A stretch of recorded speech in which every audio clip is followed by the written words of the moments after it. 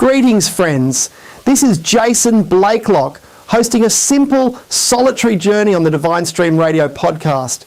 Today's short chapter is a quiet meditation on lament, drawing from the opening of Job. In a world of questions, Job speaks from the depth of his pain, naming the sorrow that shadows a life of faith.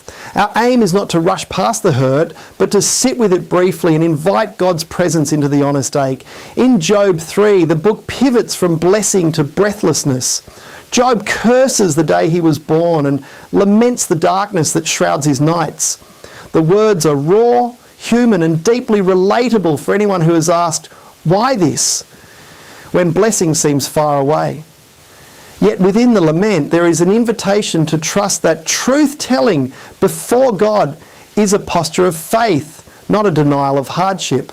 Today's reflection centres on naming sorrow as a step toward healing. We might reflect on 3 small acts inspired by Job's honesty for our own moment.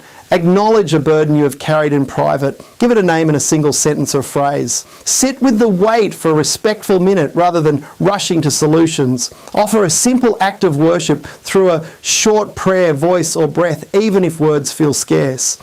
As we listen, we remember that lament is not the opposite of faith. It can be a doorway into deeper dependence on God. Job's words remind us that God sees the whole person, the questions, the ache, the stubborn longing for meaning, and remains with us in the pursuit of truth. With grace and gratitude, I sign off this brief moment. May your steps be gentle, your questions honest, and your trust in God's guidance deepened by time. Thanks for listening. I invite you to join the discussion. Visit our podcast super site at godstreamradio.com. There you'll find podcasts from leading Christian authors and many Christian musicians.